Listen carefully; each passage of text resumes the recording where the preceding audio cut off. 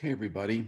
This is an attempt here to try to pull everything together from these little mini lectures that keep getting interrupted because of all the things going on. And I'm going to basically go through, just highlight some of the key things from the first few, and then dig deep into the next section. And so let me go ahead and hit present here. We, of course, do some simple things at the beginning in this lecture. We talk about the origins of laws and how important the Constitution is, and then setting up our legislative branch, which makes the laws, and how the executive branch needs to faithfully carry out those laws. We call it execute the law. And then, of course, we have the judicial system, which is where our due process rights are. So if we come afoul of the law, we'll have fair and reasonable trials. That's always a big goal for every society in all of humanity, to come up with fair and equitable laws. In ancient Mesopotamia, you guys remember Hammurabi and Hammurabi's code, nearly 300 laws that they lived by. We also learned that religion plays a big part in establishing law, because governments and religion were always the same. So those religious laws would find their way into the legal code of countries. The United States, particularly, the Judeo-Christian heritage is kind of the term that's used to describe the amount of legal precedent and things that found their way into medieval Europe, into England, into France, into Spain, and found their way to the Americas. And so we know all about that. Also, don't forget Islamic law is called Sharia law. But then we go from a religious group to another religious group, okay, the Greeks, but of a different sort. They weren't the same when it came to their religion and the way they applied it in terms of their government, compared to, say, the Egyptians or the Mesopotamians or the Jews or the early Hebrew people, or later Muslims and Christians. They were kind of in a different space. And as a result, they looked at government kind of on its own merits and says, well, what's a good government? What's a bad government? They're the first to analyze governments. And we talked about these polis, or these city-states, that become the center of their study. We also tried to clarify that terms are just terms, and that one of the popular governments in Greece in those early days, in fact, even thereafter, was this idea of a tyrant, where you have a strong ruler. But there's problems with that. The problems is that you get a good ruler, good tyrant, then you can get a bad one. We talked about Draco and the draconian laws. We talked about how that didn't work, how punishing people just made matters worse when you don't get to the root of what's causing social unrest. We're seeing that here in America today. We've got to get to the roots of our social unrest, or it's not going to be something that we can solve going forward. We have to figure out what the real problems are and deal with those real problems. And so Solon figured out what the problem was: debt, servitude, debt slavery, the fact that people didn't feel like they had an opportunity. And as a result, they were upset. And you can't have a big city. The bigger this gets, Athens I'm talking about, the more you have to accommodate everybody. And that's true pretty much in every society. At some point, you have to take everybody in and make them feel like they're a part of the system, right? And Pisistratus certainly did that following Solon. Hippias, opposite story, went just the other way. And so what we see then, and the next concept we taught you at this point, was the difference between a coup and a revolution. Coups are easy. If you look back, this was a coup that found Draco in exile. Hippias, there was a coup. Cleisthenes, a coup against him. Isagoras. And we see modern day coups, Belarus, where the dictator just refuses to leave no matter what and backs himself up with the military. This would be like Isagoras winning, essentially. And then we talked about Myanmar, where we have a group of generals, an elite group of powerful generals with all these soldiers behind them who can pretty much do whatever they want. And that is probably one of the worst forms of government, especially when those military generals are really just dressed up military figures that are really drug lords. So it's a real problem. But in Athens, they came up with a revolutionary change. Revolutions are big change. Uh, your society's conservative, doing things the same way, happy with the status quo. If it's working, let it work. Egypt, their status quo worked for 3,000 years. No reason to change it. But then all of a sudden, right, in Athens, they didn't feel that way. They wanted a big departure. So this was the experiment in democracy. Now, democracy did not extend past Athens. It was not accepted in the ancient world. It was not a form of government that anybody else adopted. It was unique to this one little city state. So it became very interesting to compare its benefits to, say, the benefits of an autocracy. An autocracy is, in a sense, just the opposite of democracy. It's where one person has absolute and total control, where in a democracy, at least 10% of the people in Athens had it not just to say, but they made the laws and applied them. So very, very different systems, these two. And the Greeks living in that time period love to compare that and talk about what are the pluses of autocracy, the empire that Cyrus built. What are the pluses of democracy? And had lovely debates about that. Well, listen, here's the thing. These definitions are ones you should know from this period. I'll just pause for like 5 seconds here and make sure you have them all. Make sure you know what meritocracy is, since you live in a country that believes in meritocracy, thanks to people like Alexander Hamilton, for example. So that's kind of where we left it. Okay, so now coups are usually conservative in nature.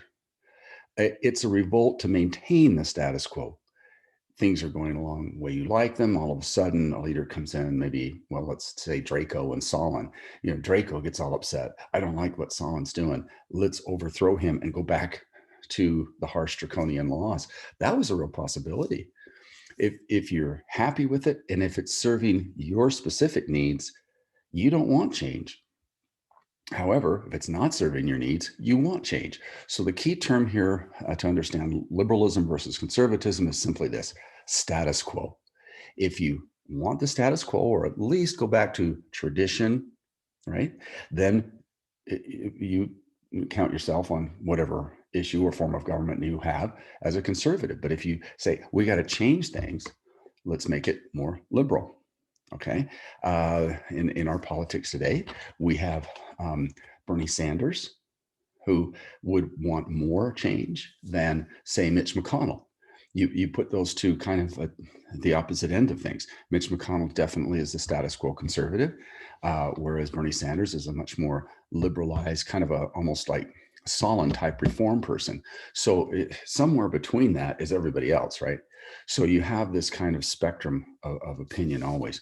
Okay, so revolutions tend to be radical change, and they don't happen very often, and they normally fail. Revolution after revolution after revolution usually fail.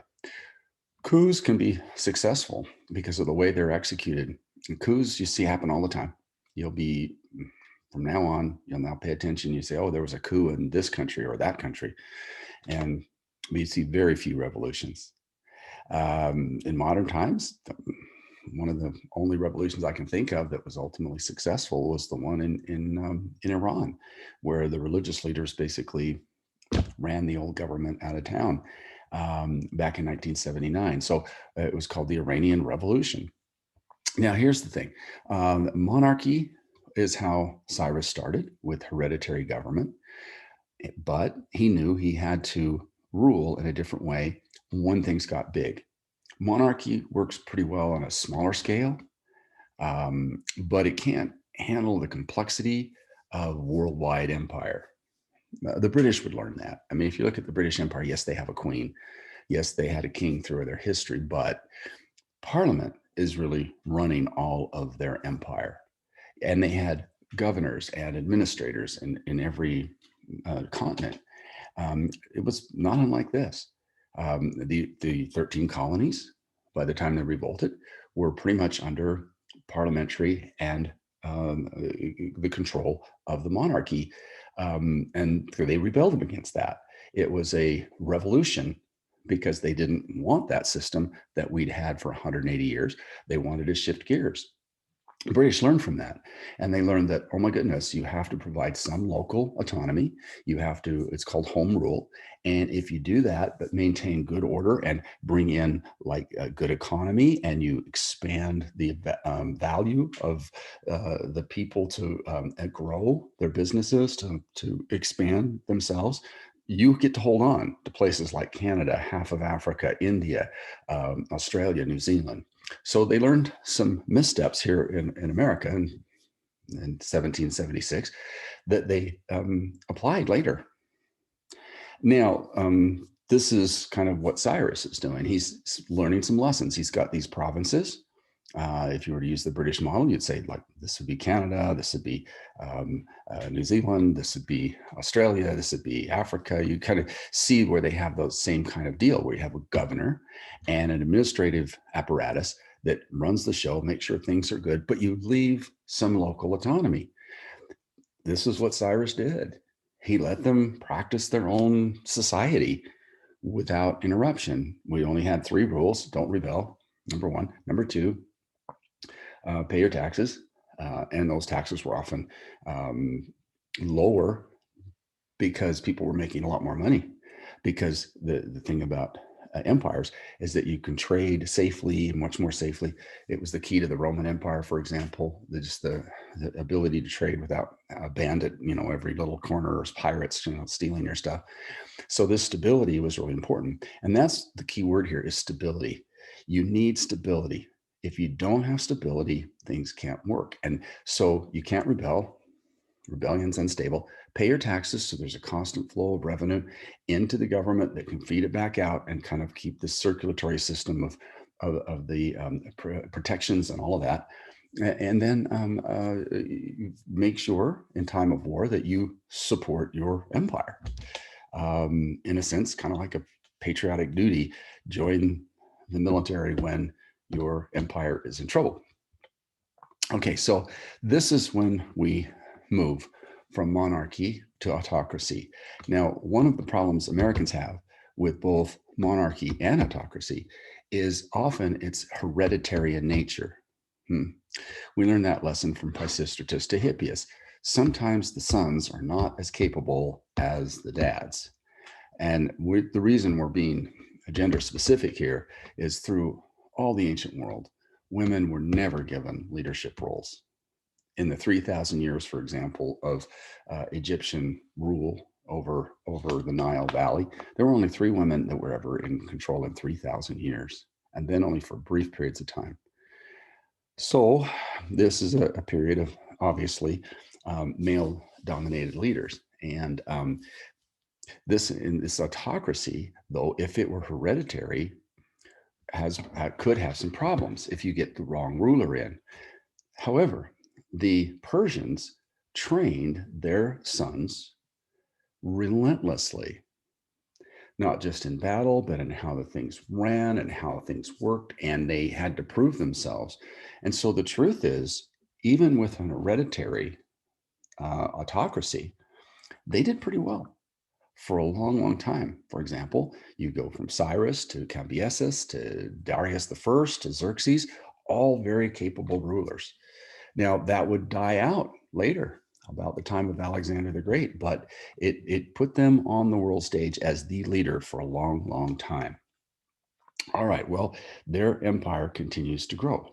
And at this point, let's just do something here. We'll stop the share quickly. Right, I was just double checking the slides that I have ahead of me here. So let's go ahead and share the screen. And okay, so now what we have is we're going to get a clash between these two epically different societies, between the democracy of Athens, newly minted, brand new, hadn't been around hardly at all. Oh, and the autocracy of Cyrus the Great, actually his descendants, it would be 3 generations down by the time this war would take place, which had more maturity. It lasted quite long. And in following the sons and grandsons of Cyrus, and we mentioned Cambyses and Darius and so on, what would happen is that the Persian Empire was constantly expanding. And they expanded into this area called Anatolia, which basically Turkey today. And when they did, there were already existing little city states all along this coast that were Greek. The Greeks, if you know anything about them, they quickly outdo their resources in their local area. The agriculture is not that great. So they expand, right? And as they expanded out, they settled this coastline. Now, look, Athens is a democracy here, right here on this little peninsula. The rest of these city states aren't, but they are fiercely independent. And one of them, named Ionia, was taken over by the Persians. And guess what? They didn't like it. And they asked for some support from other Greeks. And Athens willingly gave them a few ships, sent some supplies. It wasn't all that much. But then they marched on the capital city of the satrap in this province, basically like marching to Salt Lake City and just basically burning the city down. The empire is going, we can't tolerate that. If we allow the Ionians to get away with this, that's a very bad example for everybody else in the empire, empire-wide. So they called their markers, got these large armies out and attacked Ionia and literally took it apart stone by stone. Now, here's the thing. Ionia was done, but the Persians have long memories. And they basically asked the question, who helped them? Because this is an outrage. To the Persians, this would be like a terrorist attack for them. The Athenians would have looked at it as a defense, that they're defending their freedoms, their independence. That's how they would have looked at it. The Persians would have looked at it a very different way. And so now we have a clash that is about to begin because the Athenians had crossed the line. And I don't know if the Persians were even planning on invading Europe, but they decided to go after Athens. And when they did, one of the epic wars of all time took place. Now, you have to understand this coastline. Let's go back here. You see all this coastline right here, Western Mediterranean. One of the great important sea powers of the ancient world, the Phoenicians were right here. The Egyptians had a big navy. You had navies in little city states that were loyal to Persia, put together a massive navy. All right, now they then attacked after the Ionian revolt. Here's a good map that shows you that little yellow area with Ionia. And guess what? They get crushed, of course. And they said, we got to get the Greeks. The Greeks are a threat. And so, especially the Athenians. So they sent this massive fleet in 492, and it was completely destroyed. It sank in a big storm. It wasn't the Greeks did it. It was the weather. Wow. Okay. Kind of like Texas, right? This great state all of a sudden is on its knees because, poor planning and so on. In this case, maybe they didn't understand what the weather was going to be, but when they crossed this point here, a big storm came and down went their fleet. Right. Persia's rich. Persia's powerful. They rebuild the fleet in 2 years. In 2 years, they plan another invasion. And this time, of course, the Greeks have spies and the Persians have spies, and everybody kind of knows what everybody else is doing. But the Athenians knew they were in trouble now, okay? That there was a massive fleet being put together with something like 30,000 warriors, soldiers to come against them. They only had 8,000 to 10,000 soldiers on their best day. They were outnumbered. So they reached out to other Greeks for help. This is one of my favorite characters in history. It's Phidippides.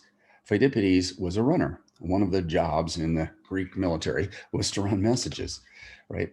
Between command and, the different parts of the battlefield and whatever, but also to run messages to different places where you needed help. And he ran all the way to Sparta, 140-mile run. Talk about an ultra run, only to ask the Spartans for help. And they just said no. Well, look at their history with Pythagoras, right? They basically said, this is your problem. It's not our problem. You're going to have to fight alone. So Athens was left with no real hope. So they marshaled their 8,000 to 10,000 Athenian hoplite army, lined them up in a valley just at a beach called Marathon. And this is where the Persians decided to land. It was about 25, 26 miles overland from this beach area where they could safely put their men down, put their supplies down, get their cavalry unloaded, and make their march toward Athens. Um, well, they didn't expect all of a sudden this Greek army to show up in force. Now, the Greeks are basically outnumbered. In fact, these hoplite armies are the kinds you see in the movies, where you got these big shields and you got the spears. The spears are like really long. They're like 7 to 9 feet long. You're 3 deep. You got 3 levels of spears coming at you, and you're pushing these shields forward, right? You're literally hammering the enemy. They're doing the same thing. And you get these battle pulses, boom, you go like this. Cavalry could disrupt that. If they could get around behind the enemy, they could totally disrupt that. But because there's a valley here, the hills on the side prevented the cavalry from being used effectively. And now the hoplite army of the Greeks, normally they want to be about 3 deep and shoulder to shoulder. They didn't have that luxury. They had to defend this entire valley. So they were several feet apart and only 2 deep. They're in real trouble. So they gambled on a strategy. After about a week of yelling and screaming insults at each other, one morning, guess what? The Greeks attack. They march down in tight formation, as tight as they could make it, pushed down toward the Persians. The Persians wanted a battle. Now they were going to get it, and they rallied to the front line. Now, what happened is that the front line of the Greeks was weaker. They put their best troops on the outside in a strategy. They told these troops in the center, push forward as hard as you can, hit them as hard as you can, but then look like you're buckling and retreating. When you're retreating in this type of warfare, it's called a rout. That's when everybody dies. As long as you can maintain formation, you have a chance. But when you break formation, that's bad. And the Persians knew that. And it looked like this line was breaking. So they backed up, but then they reformed. And the sides came in around the Persians like a box. So the Persians were rushing into a trap. In this formation too, if you can't move laterally side to side because you got so many your own guys on both sides of you, you can't react to anything coming from the sides. And they literally got slaughtered. This is the famous Battle of Marathon. And it was a decisive Athenian victory over a much larger force. Well, by this time, this is Darius was the emperor, the autocrat at this point. He had underestimated the Athenians. He had landed in the wrong spot. Probably should have had a different strategy. Maybe just sail right into Athens itself. That maybe it would have worked better. But nevertheless, they lost. So they go back home, those that survived. And the next emperor named Xerxes, he had a servant that would come up to him every single day, said, remember the Athenians, remember the Athenians. And sure enough, they decided they were going to destroy Athens and burn it to the ground, just like their capital city in Turkey had been burned to the ground. Now, what happened here? Oh, I left a big part of the story out. After the great victory here that you saw, this same runner, Pheidippides, ran the 26.2 miles from the beach to the city of Athens and yells Nike, which means victory. They were getting ready to evacuate the city. They didn't think they really had a chance. So this was one of the great moments. But then because of heat exhaustion and probably lack of electrolytes and whatever, and his pace that he ran at, he died right there on the spot. This is, of course, the beginning, the inspiration behind the modern day marathon. That 26.2 miles, just over 40K, that's run all over the world. And marathons are great. If you practice and you work hard and you're fit enough, you give it a go. It's quite an event. All right. Well, listen, now what happens is this. There's about 10 years that pass while the Persians are having to fight some battles in other places. So it took them a while to get back. But once they got back, they were putting together an army, navy that was going to be extremely bigger than what they'd sent before. They weren't going to underestimate their enemy again. And one general here at Marathon named Themistocles, who was just a ground general, I'm going to go back to this chart, he stood out. He was from the lower classes. He rose up because of his skill and ability. He was part of that meritocracy. And as this battle ends, he took lessons from this that the other generals didn't take. All the other generals thought, if we just make sure we have even a stronger, a better hoplite army. We can beat these guys on land. Themistocles knew that that wasn't how the next war was going to be fought. The next war, they're coming, but they're going to have a fleet of ships. And what's our strength is naval power. We have merchant ships everywhere, but not a lot of warships. And there was a change in warship design at the time. They're going from biremes to triremes, much faster, much more sleek. These are ramming machines. And he's looking at this going, if we're going to have a chance next time, we've got to defeat these people at sea. The land battle will be inconsequential if they can continue to support their troops by sea. So he goes to the Athenian democracy. He stands on the hillside facing, no doubt, tens of thousands of interested Athenians, and he lies to them. He gets up and says, our trade is so amazing, it's so great, but there's this little island off the coast, one of the Greek island city-states. They're just a bunch of pirates, and they're ripping us off. We've got to build 100 triremes and make sure we can end piracy in that region. They bought it. He got his navy. The pretext, we often call this a straw man.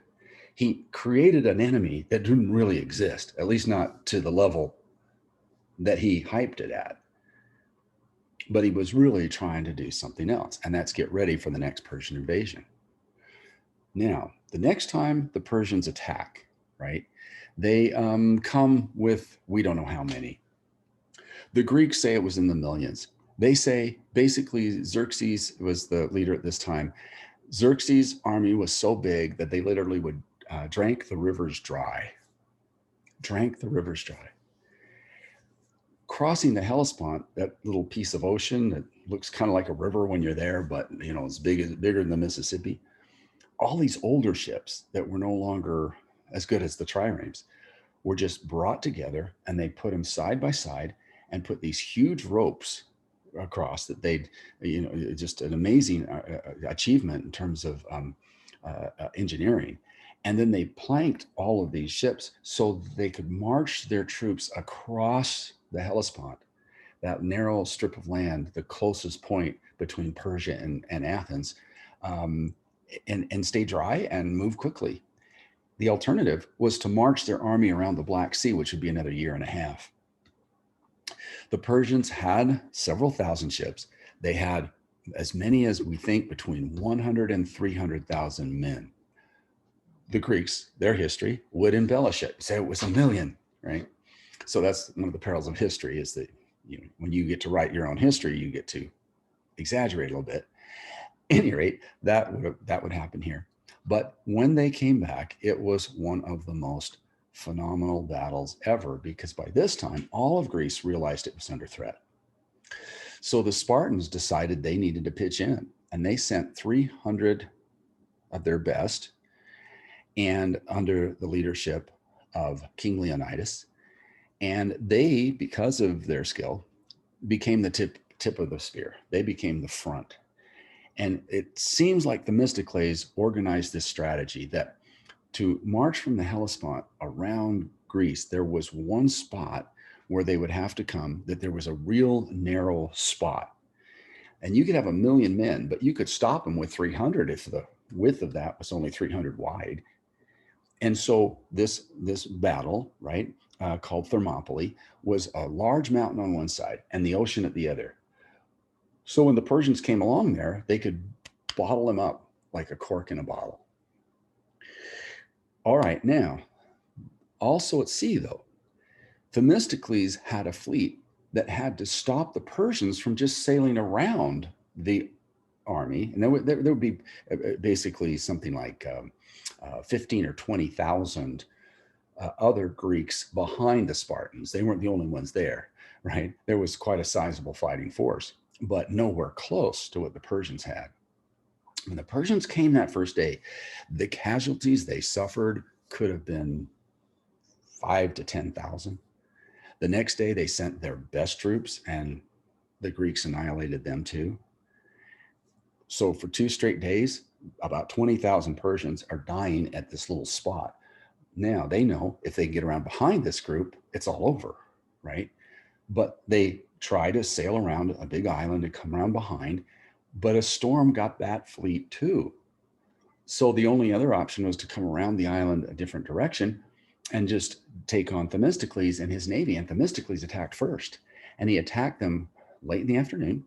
So if he took casualties, he could always retreat and fight another day, because you needed daylight to make these battles work.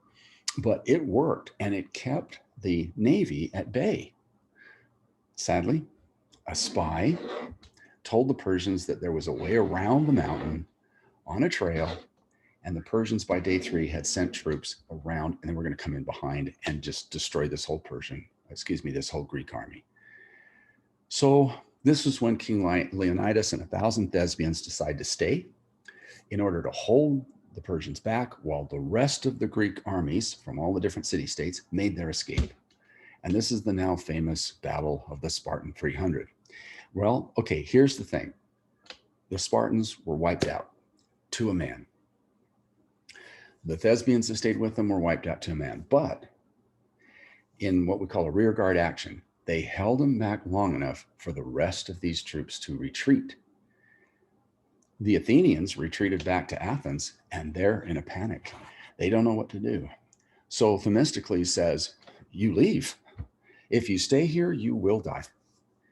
And so they got on whatever ships they could by land somehow. Many of them ended up in this island just off. Here's the port of Perea, which is the port of Athens. And then what happens here next is that Themistocles pulls some strategy. He tells the Persian leader, sends a spy over, says, look, you've got us beat. The city is open. The Persians marched into Athens and burned it down. The only people left were people that were trying to protect the temple of Athena, and they were all killed. So the refugees from Athens were scattered now all around here. They watched their city burn. They could see the smoke in the distance. And he says, we're finished. We're going to join your side, have mercy on us, all that kind of stuff. Xerxes bought it.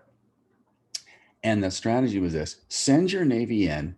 We are now in this little channel. There's an island here, mainland here. We're here. You bring your navy in at ram speed. We will then turn our navy against the other Greek navies, because the Athenian navy wasn't alone. We'll turn on them. You'll win the day. You'll control Greece. We'll be your subjects. Just don't kill us all off. Xerxes bought it. He even pitched a tent right up here on this hillside to watch the fun.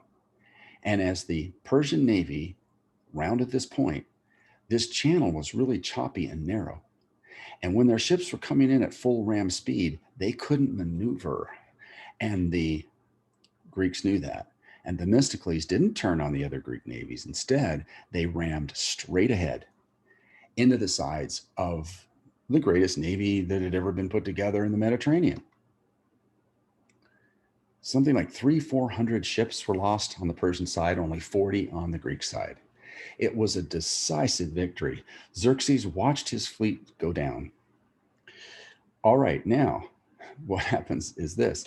Xerxes knows he can't stay without supply, and that you need the navy for. So they retreat. He jumps on a ship, takes as many men as he can with him. They go back to Persia. He did leave some land forces here, and the Spartans just came off their little peninsula, which is kind of down here, and they just defeated him in a battle called Plataea. And Greece, now here's the Xerxes and his tent watching this disaster.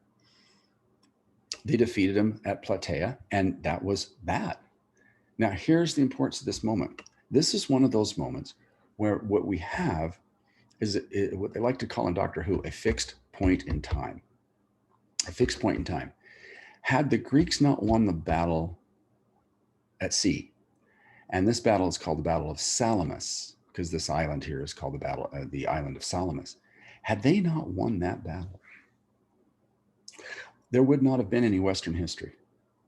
The Persians would have had no opposition all the way across Europe into England, because there was no one there to stop them. We could right now in the United States have been settled by Persians. And instead of having our Judeo-Christian heritage, right? The way we came about, we probably could have been Zoroastrian, worshiping Ahura Mazda. And democracy would have been proven an ineffective form of government, and nobody would have ever heard about it. Or if they did, it would be some obscure little story of a city-state that got destroyed by the Persian autocracy. So what we have is a situation. I'm going to pause here for a second, stop the share. What we have is a pivotal moment in history where the democracy actually won against overwhelming odds against an autocracy.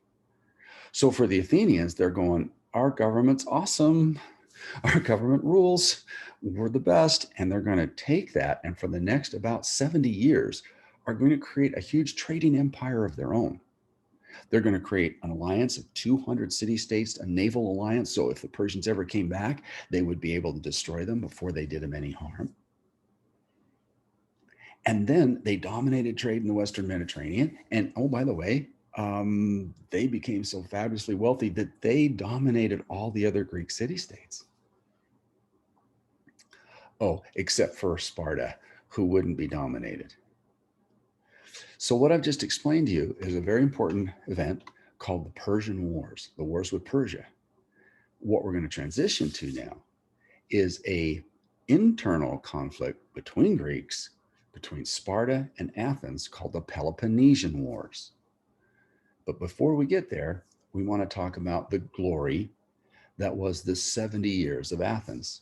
Okay, so I'm going to pause right here and make sure everything's lined up. Right, we're back. I had to make sure I had the slide queued up for you in the right way. But let's go ahead and share the screen again. And we'll go up here to the lecture.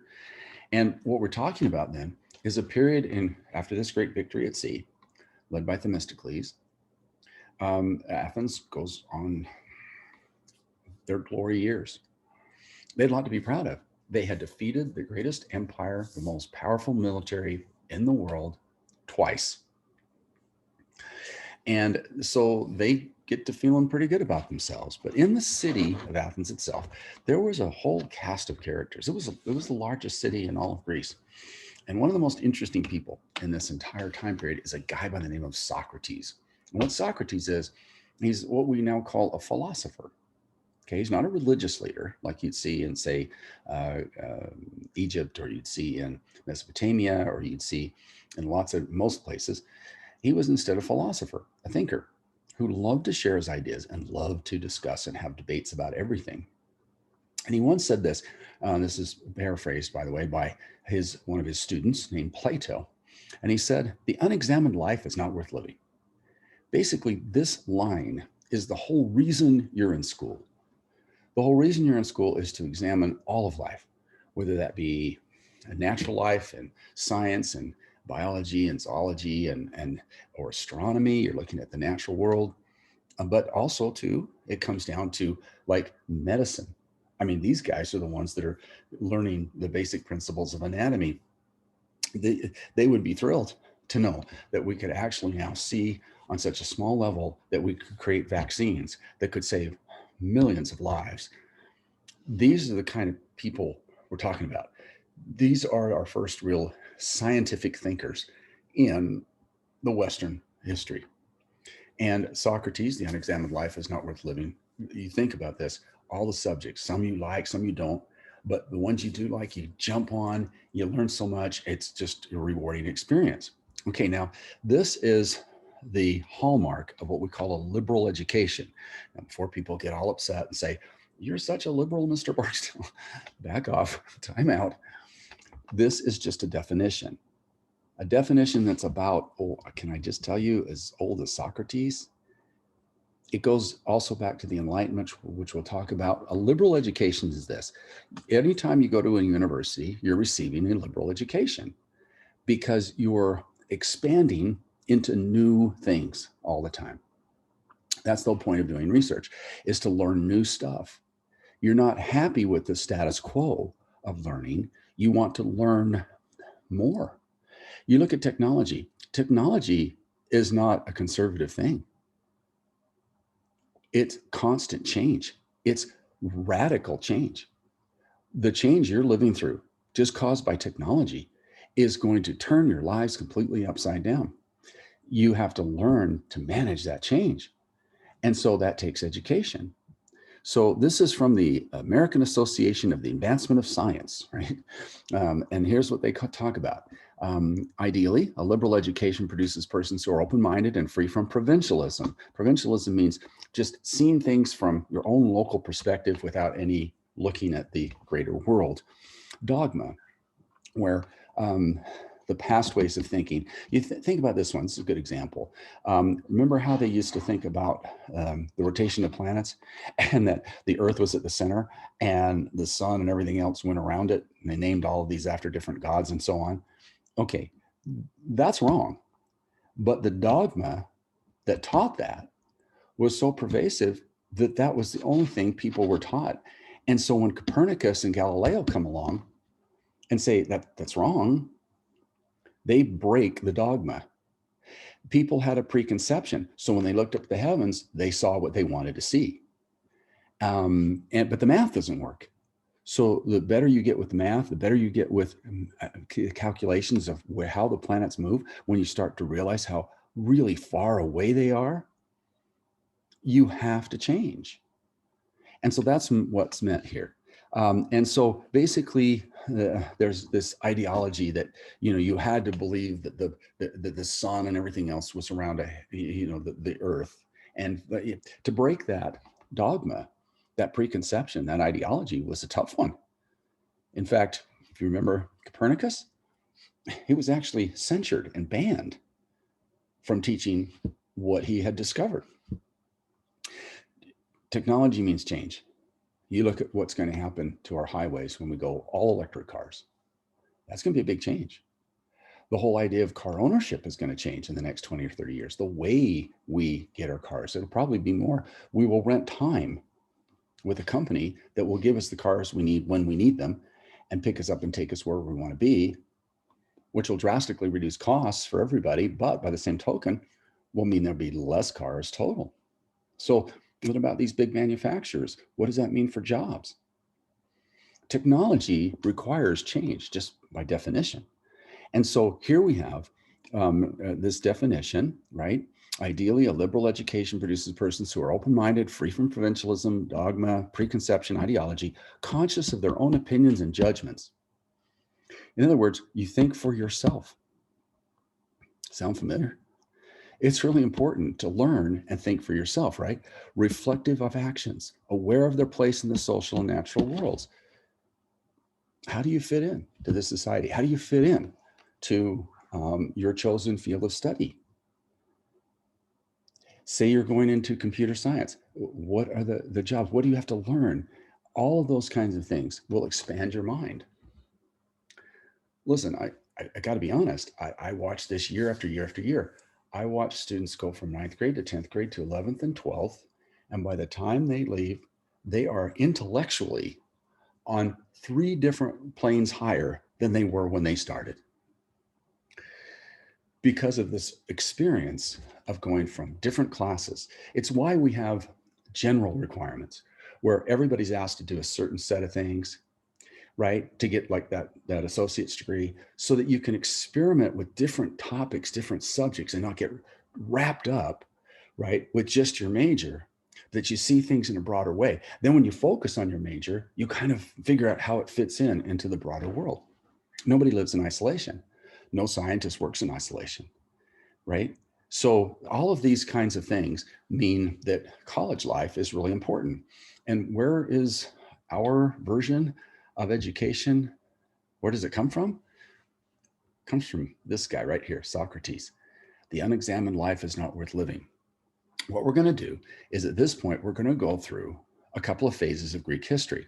The period we're talking about now is called the Hellenic Age, which I think you got this back in your 9th grade classes. And then when Alexander the Great exports Greek ideas and Greek science and Greek philosophy and Greek writing and Greek language to throughout the Western Mediterranean and through the Middle East, it's going to take those ideas and export them to other cultures. So in a sense, it's like the Greeks are planting seeds that will continue to grow and grow and grow through time. Now, the reason we talk about this guy, and we go back one, is that he, right, taught some students who would crowd around him and they'd have these debates and discussions. And one of his students, Plato, set up the first school in Athens called an academy. Utah County Academy of Sciences, that word academy comes from these guys. Plato had a student named Aristotle, who was probably the greatest of them all. He was the father of pretty much like half a dozen sciences just by himself. All three of them studied governments and political science. Plato, the student of Socrates, would use Socrates' teachings and write them into his book called The Republic, the first true study of government. So what we have is this beginning point, and I think that's kind of where we want to stop. So let's just, what we're doing is setting up to this moment, and we've got a little bit of history to go through before we can then explore this rich thought that explodes out of Athens as a result of their two victories against Persia. Right. Okay, so let's stop there.